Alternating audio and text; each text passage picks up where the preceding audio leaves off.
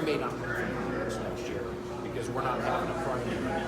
The Libertarians, we lost our party status. Gotcha. And so, I'd have to go out and get 500 signatures.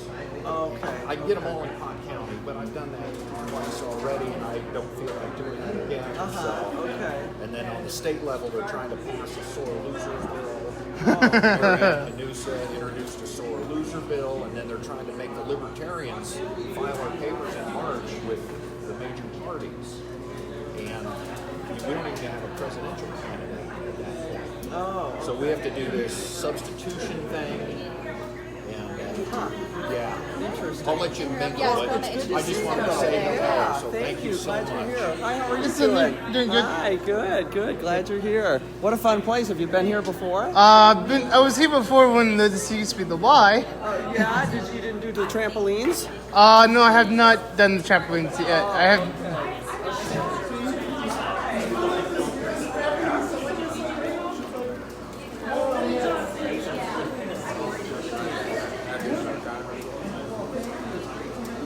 I'd like to talk to you sometime about the Western Historic Trails. I don't know if Chris Kramer is one who's tried to contact you, but we can talk about it later. That would be great. That would be great. And I actually, got a bill passed in the House, then went to the Senate, that they amended the language, and so now it's going back to you guys. So okay, sure, absolutely. it's a building that the National Park Service had that they deeded over to State Historical Society with reversionary language on it. And the Senate bill takes off the reversionary language. And so the state doesn't want it anymore. But it's next to the end of the state, has some potential. So. Okay. Chris will be in touch with you. Yeah. Great to meet you. Thanks for coming to town on a crummy day. Well, if it's not a crummy day, I'm not out on the road, it seems. I mean, it's been, every time we're out, there's been a snowstorm or something.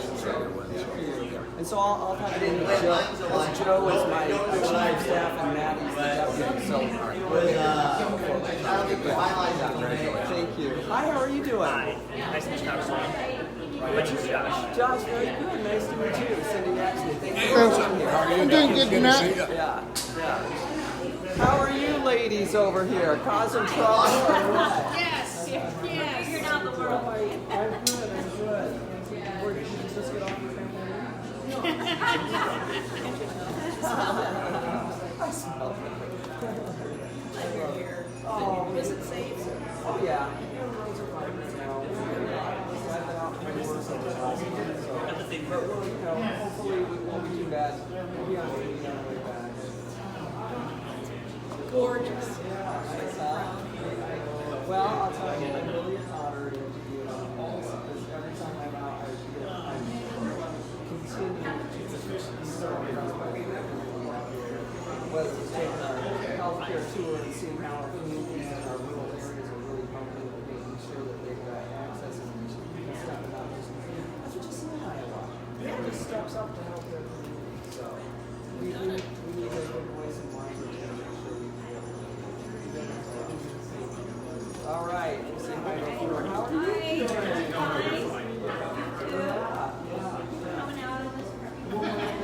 Yeah, how are you doing? Good. We were, I know I've been driving by them every time I've been there. All right, I'm like, what's that? Doing better for dinner. Well, you know, really funny. So how's the picture taking?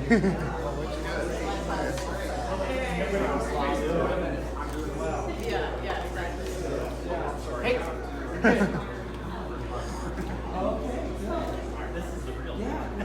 I'll get it.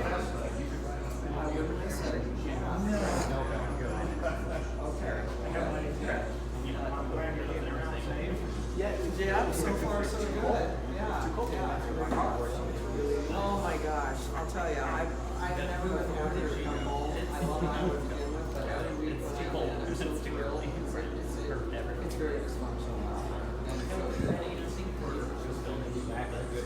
I mean, I love it. There's a lot of good people trying to do great things. Republicans and Democrats alike. But there's so much bureaucracy that we got to get through. So I'm glad that I'm here. It is, yeah. We're gonna adapt to that up there.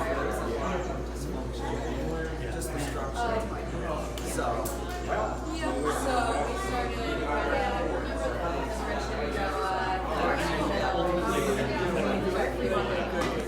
good. Oh my gosh, yeah. We just came up from Melbourne or over. Yeah. I just want to say that I really appreciate coming out here and a lot of events and having them like at a accessible time. It's very nice to know that people work for a living. Obviously, people get away today, but it's nice to hold this on Saturday afternoon and people Good. Appreciate that. How are you doing, sir? Good to see you. What's this jacket? Jerry Garcia. I love it. I've never seen that logo. That's cool. Very cool. Yeah, good. I like that. Good for the weather too. All right, good. Hi there. Hi. How are you doing? Your assistant, lawyer background. I think you should do this. Halfway through your life. Technology stuff. That's something like you.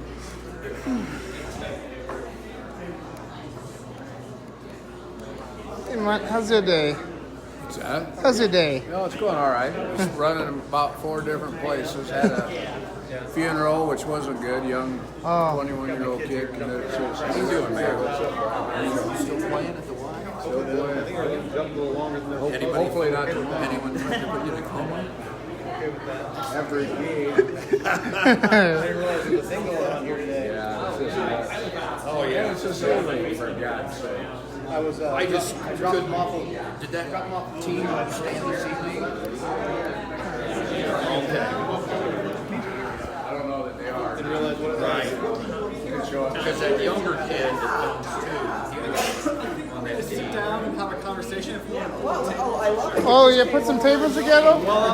Just kind of happen to know what's going on. Good. We'll hang out. Well, listen, So, do we want like 3 tables together? Like bring this here. A little closer, yeah, I think that's good. I think Okay, whose copies are these on the table? Whose copy? This is empty. So you can. Okay, let's get these tables together. Oh yeah, all in like together.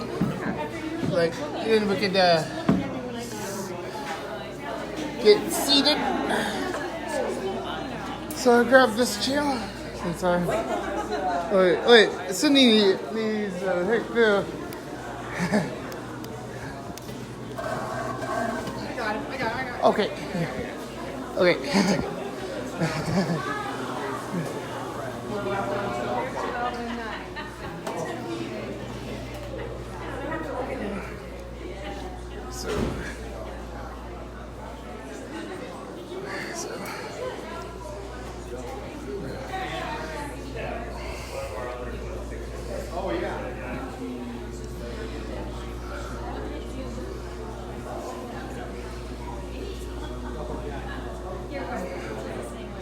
I think I'm getting into my bus footage right now. Just sitting, I think I got this pocket.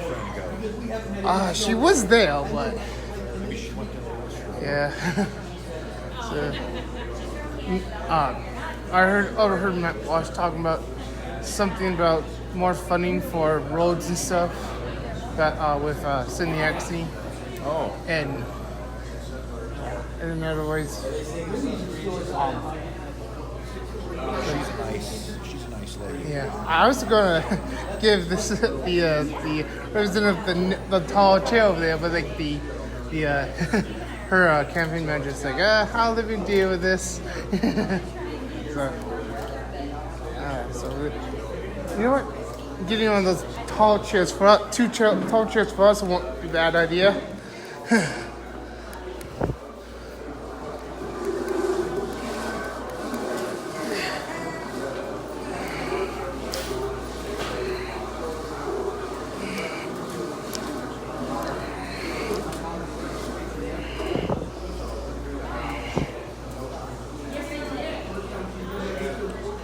Hello.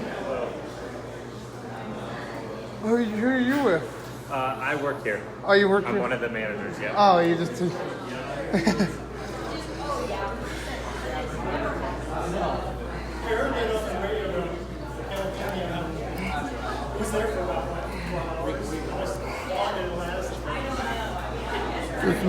Mel Matt Walsh talking with the campaign manager of Sydney Axne.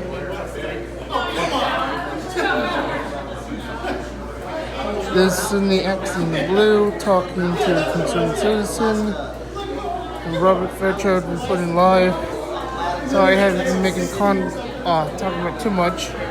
But Sydney Uriel talked to Mel Matt Walsh, that is right there, about the roads. I'm not sure if I got that audio for you guys. Hopefully I did. And the gal in the background with the phone over by the food and drinks is with Sydney Axne. So we got members of the Democrat Party in front of me, or other concerned citizens. So, and we have the Hub Grain place in Kansas Bluffs that used to be the old Y. So, let me get this company some free advertisement. Let me find the ad for the.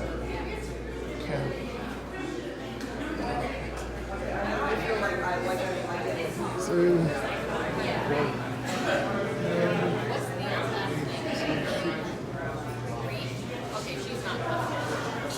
Let's play some free advertisement.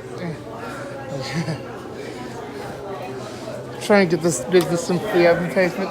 What's that? Giving the business some free advertisement. You should take a picture of that. Oh yeah, look at that. Yeah, you probably get a better picture than my camera.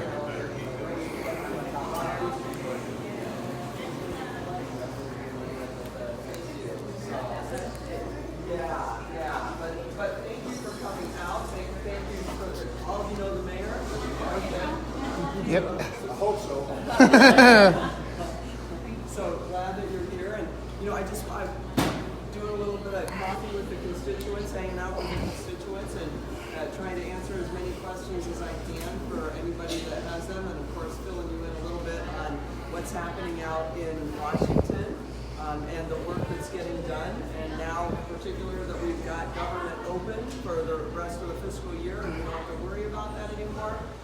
We can move forward with lots of the big issues. So it's really exciting. So whatever you want to ask me, I'm happy to answer, and of course I can tell you a little bit about what's going on. You want me to tell you a little update first? Yeah. Okay. So as you know, we passed our bills to make sure that we kept government open. That allowed us to come back and be in our districts for the first time for the first full week, because that did not happen in January. We had to get called back to make sure that we continue to try and push forth bills to open up government. But I'm thrilled to say that there's a lot going on behind the scenes that's very positive for our district and for people in Iowa and around the country. That I think it's you don't hear so much about it in the press because we tend to see the big headlines and the loud on both sides kind of having more to say than the kind of the worker bees like myself that are in there really trying to move forth good policy. So I like to just highlight a couple of the bills that I was able to be an original co-sponsor on. My first one is called the GREAT Act, and it stands for Grant Recipient Accountability and Transparency Act. And so what this does is help us fix our grant system, which right now is very convoluted, and I'm sure you probably, in your role, try to work through grants, and many people here. And we're leaving $6 billion basically on the table when it comes to supporting our local communities with grant money.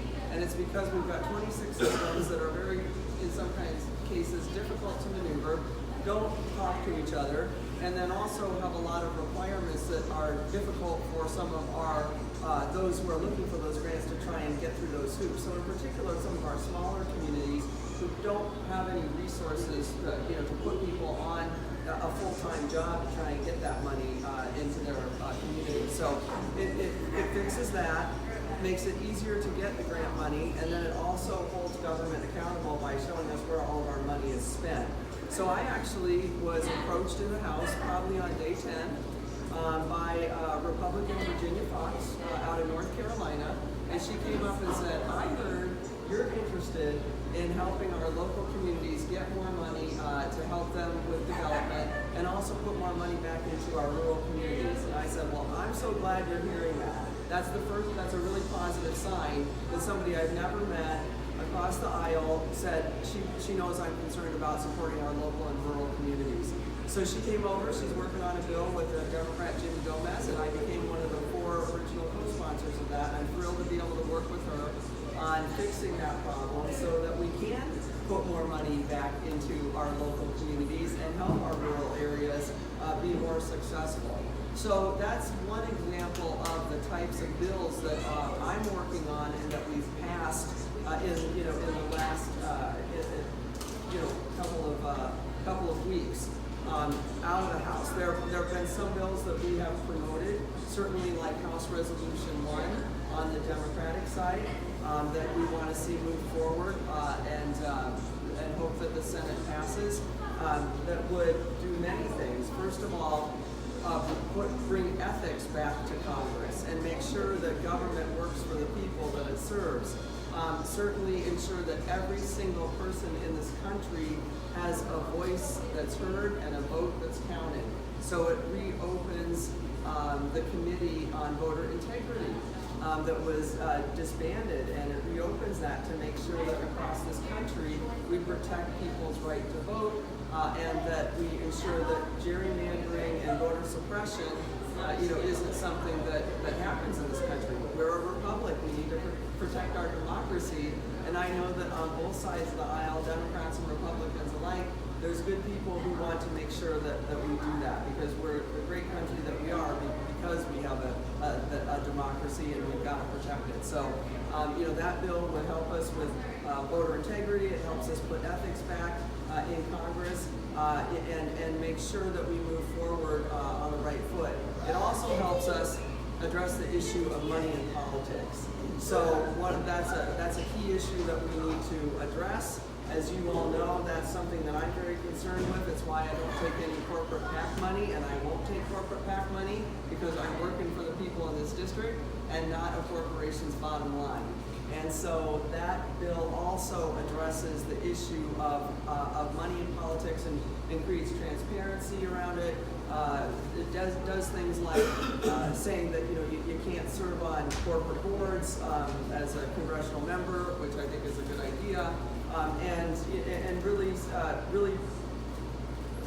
puts the voice of our country back in the hands of the people and not in those of the more of the wealthiest or corporations. It puts it where it should be in the voters' hands. And so that's the kind of stuff that's being worked on in the House right now in Congress, and I'm really grateful for that opportunity.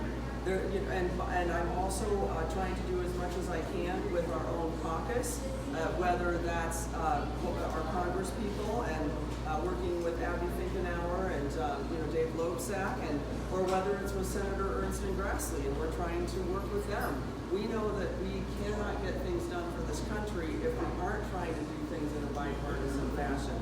So, Senator Ernst, wanted us to introduce a bill in the House that would be similar to her bill in the Senate, and we're happy to look at things like that, and we are doing that. So anytime I can find an opportunity to push forth good policy to help Iowans, and as I said in my race, I don't care who it is, Republicans or Democrats, as long as it's right for the people here in our district, that's what I'm going to do.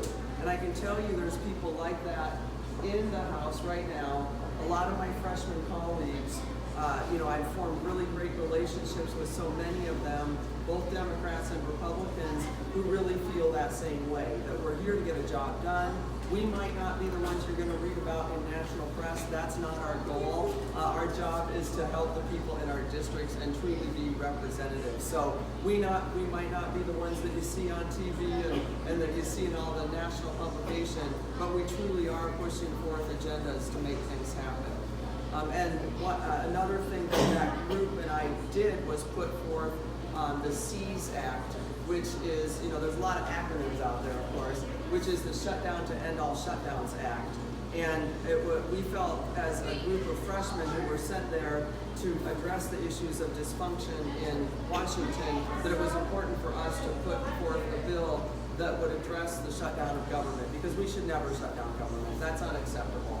And so our bill actually has more teeth than any of the bills that have, I should say, the resolutions that have come forth so far, whether they're in the Senate or the House. Our bill holds Congress more accountable. It says Congress doesn't get paid, and they also don't get to keep that money in escrow. It just means you don't get paid if government shuts down. It also says there's no money for travel, so nobody can leave. You've got to stay there and solve the problem. Yeah, that's right. Stay there and get the job done, right? Yeah.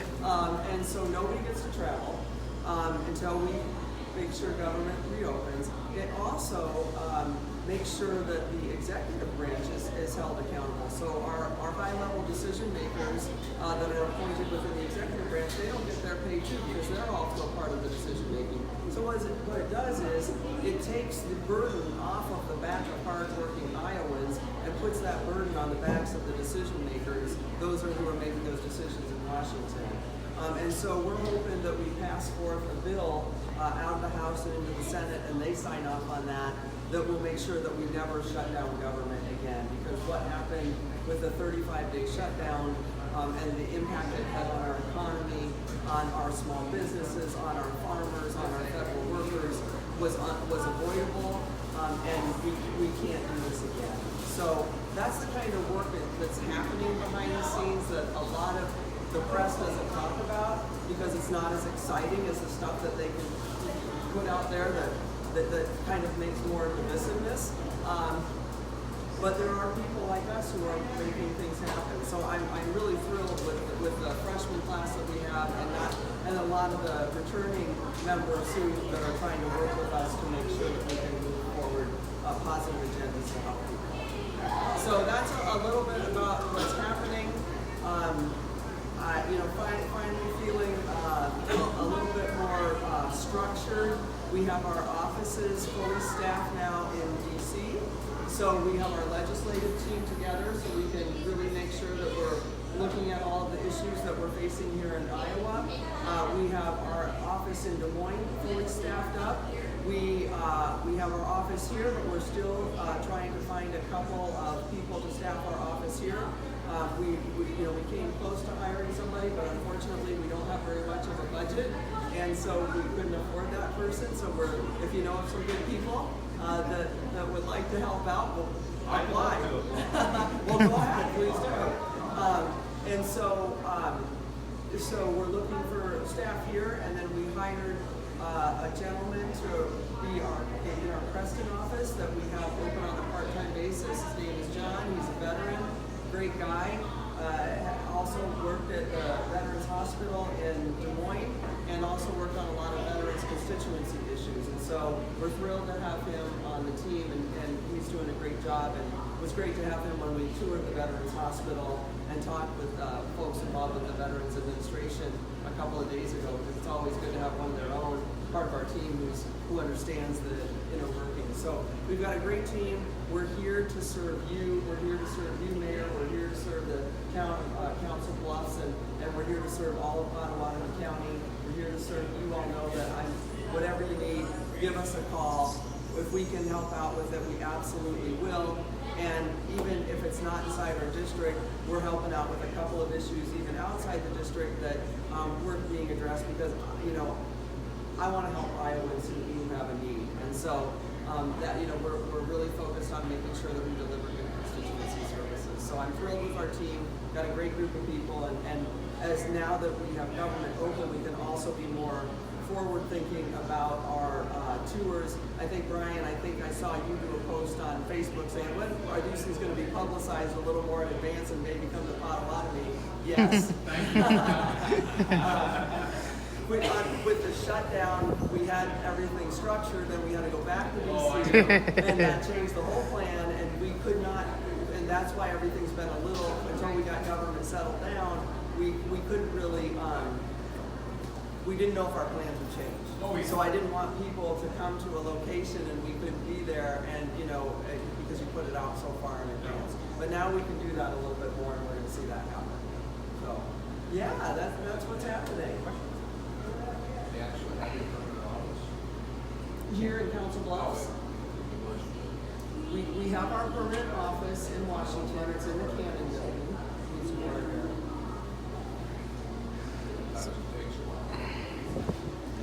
Okay. We don't have our phones in some of our offices because in this role and nothing. We couldn't do anything until January 3rd when I was sworn in. It's you don't have the job, and so then you're reliant on making sure that the federal government who's helping set up offices. So we took over Congressman Young's office, but we had to get all new phone systems, all new your technology, all of that stuff. And then there's and we're not the only office in the United States, so we're in part of that line process. We're actually ahead of a lot of people, so I'm thrilled about that. But a lot of this takes longer than you think, and it's why we got to work on efficiency in government. Yeah. Okay. So you want to pass a bill to keep government open, like this running to keep government open no matter what.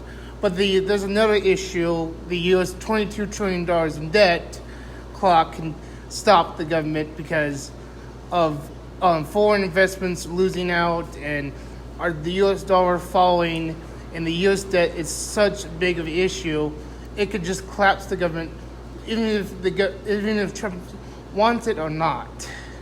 What's your plan to fix the debt? Well, we absolutely need to make sure that we keep our economy strong. And so what I want to do is make sure that we bring in good paying jobs that absolutely can help us build our economy and ensure that everybody brings home a good paycheck that can support their families so that we can boost our economy in that way. I absolutely want to make sure that everybody pays their fair share, that the top 1%, the wealthiest among us, pay an appropriate tax rate, and of course that our corporations pay an appropriate tax rate. We've seen a major drop in tax revenue as a result of those organizations paying less in taxes. So, my goal is we never should raise taxes just to raise taxes. What we need to do is make sure that people pay their fair share. I want to put more money back in the pockets of hard-working Iowa families, and that means a tax plan that works for our working-class families, our middle-class families, individuals, our small business owners, those individuals who are starting up, entrepreneurs. A lot of our young people like yourself want to, kind of manage multiple types of jobs and create their own destiny, so to speak, with the type of work that they want to do. We need to make sure that they've got an opportunity. That's where innovation starts, and I want to make sure that we help that flourish. Okay, right now the U.S. government spends $40 trillion yearly, but the government only takes in $3 trillion yearly, and that's the large part of our deficit. Is so expensive. We are spending more money than we are actually getting in, and so what is your plan to cut the budget? Because a lot of the debt is because of the U.S. budget is so high. Well, I can tell you one thing. My experience is helping government be more accountable and be more efficient with its spending. It's what I did at the state of Iowa and helping to find tens of millions of dollars of savings for our hardworking Iowa families. I couldn't agree with you more that we have a lot of efficiencies that we need to find in Washington. Okay. It's certainly something that I've been made acutely aware of since I got there, that there's a lot of red tape. There's unintended consequences related to bureaucracy, and there's inefficiencies in the system. And so that grants bill that I told you about is a perfect example of that. We're running 26 different systems. They all cost money. They all require people to manage them. If we can get that down to one system, which is what we're planning to do, and we can make sure that it's more effective and efficient, not only do we help our local communities receive that grant money, but we also save taxpayer dollars. And that's why we built into that bill a transparent system where we can see how every dollar is spent. If in my case, I want to make sure as much as possible, any work that's done here goes to Iowa vendors, so we can see who it's being paid to. And that's how we've got to look at government. We need to look at all of our departments, just like we've done here in the state of Iowa, in many cases, and gone in there and found to find where we can get those efficiencies. So we've got a lot of work to do in that capacity. Okay.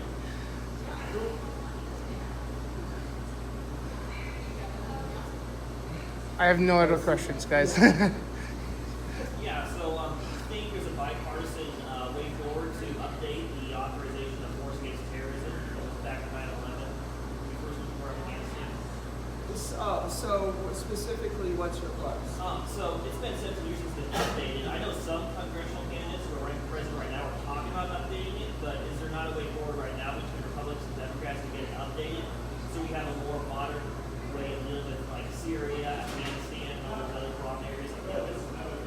Yeah, well, that's a great question, and I will look to see if there's something that we can do other than bringing a bill to the floor. I'm assuming that's what we would have to do, and get that bipartisan support for that. Listen, I think I think that across the board, we all want to ensure that we are very thoughtful in how we address international relations, that we ensure that we don't put our military in harm's way in an intervention that might not be necessary, but we also have to be considerate of being a player on the world stage and addressing humanitarian issues around the world. So as we move forward with looking at something like that, we're going to have to balance what that means. But there are, to your point, there's a lot of times where we're putting policy in place to address a very specific issue that occurred, and we have to ensure that it's not being used inappropriately dependent on what the issue is. And so that's a concern. We should look at how those powers are used, and if they're still appropriate for the issues that we're using them for. And so that's going to have to come with some policy language to make that change. But to your point, we need to absolutely look at that and ensure that it fits with the decision making today as we really, I think, wrestle with a lot of international issues.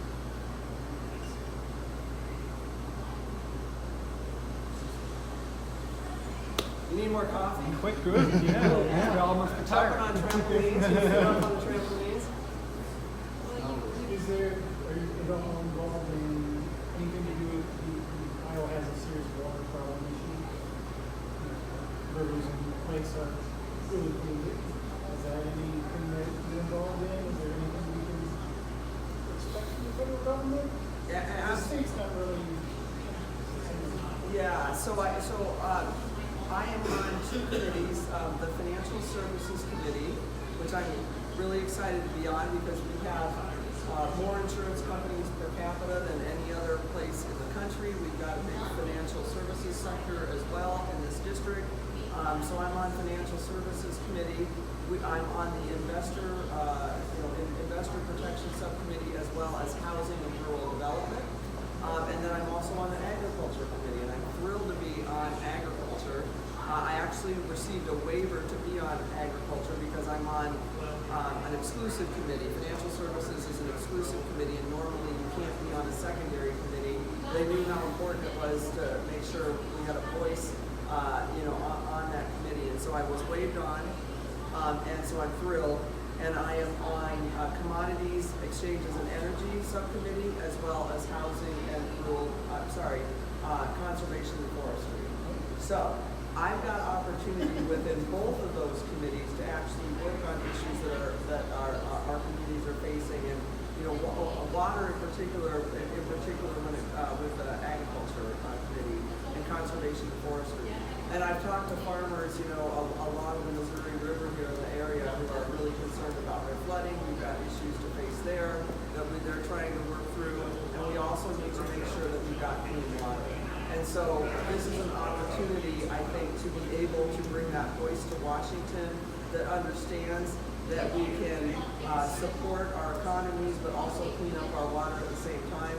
I've never been somebody that thinks that we can't be pro-consumer and pro-economy. I think you can. I've never been somebody that thinks you can't be pro-environment and pro-ag. I think you can. And so I'm going to be finding those ways where we can clean up our water, where we can protect our waterways, where we can protect our soil as well for our farmers so they can have better yields, but also make sure that we're not contributing to the water issues, not just in our state, but quite honestly, we're impacting lots of states south of us and the Gulf of Mexico. So we absolutely have to be a partner with other states in making sure that we address that issue. So I'm in a great spot where we can make that happen.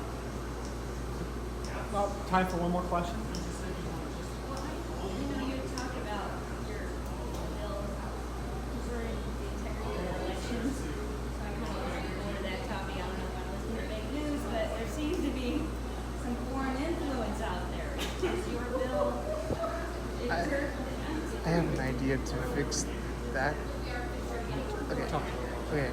addressing the issue with all Oh. the necessary to reveal No, absolutely. And so, whether it's an opportunity for that committee, which is it's a special committee with Congresswoman Fudge, who's the chair of that, they'll be looking at making sure that we have integrity within the system. They'll be addressing that. Or whether it's others who are serving on other committees in Congress that are looking at making sure that our democracy is protected. Those issues are absolutely being looked at. I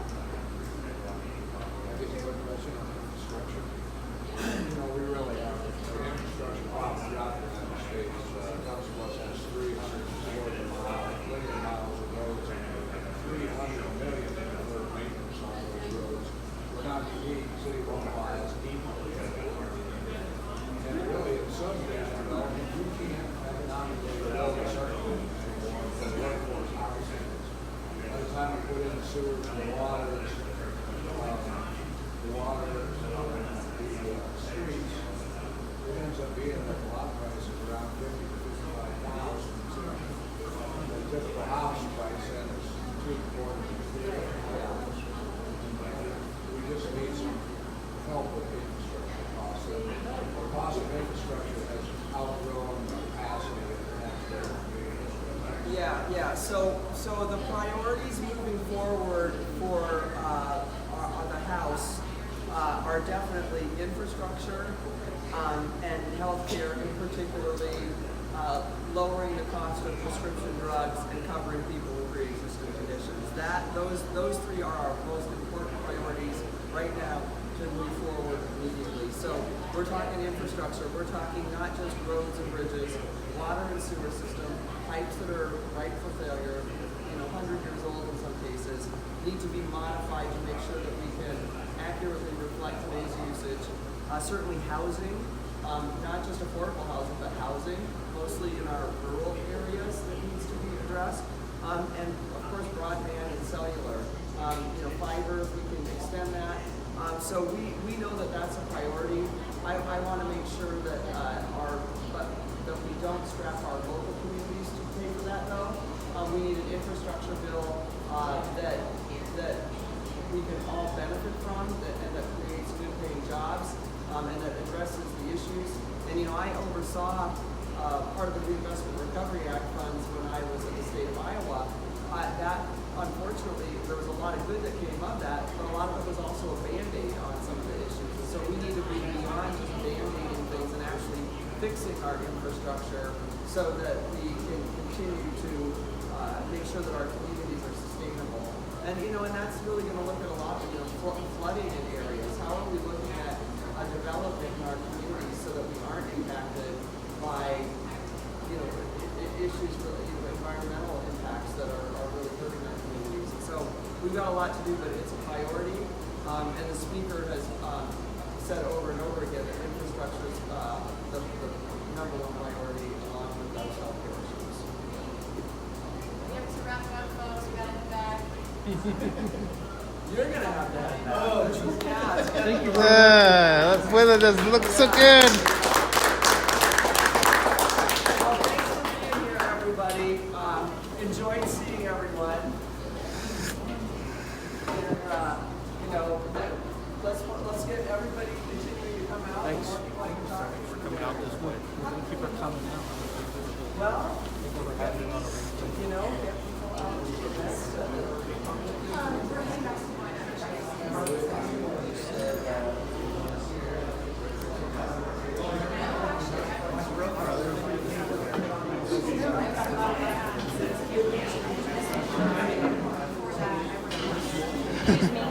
It,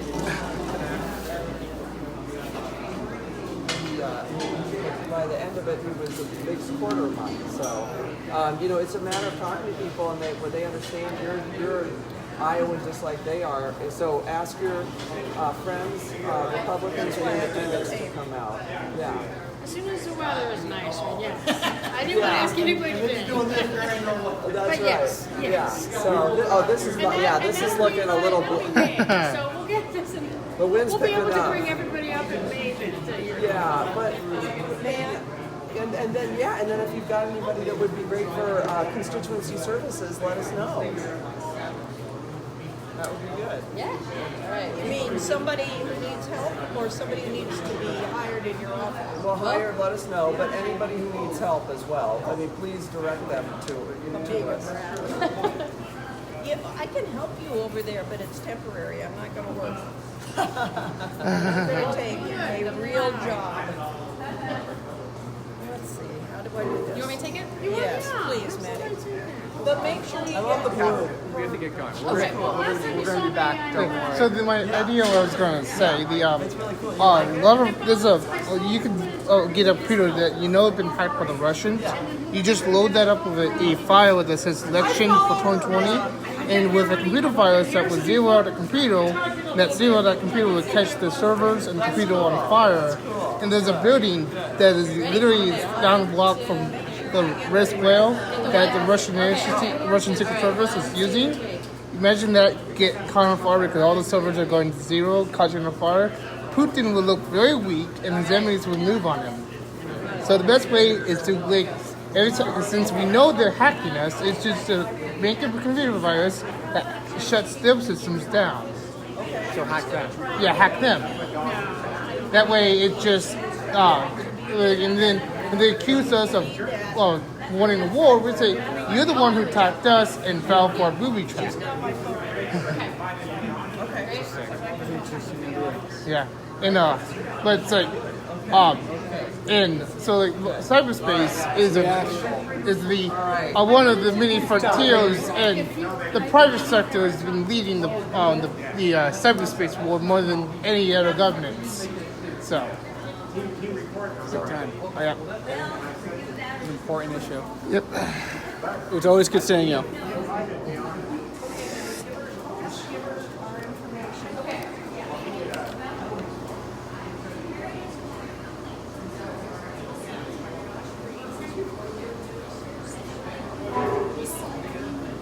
What's that?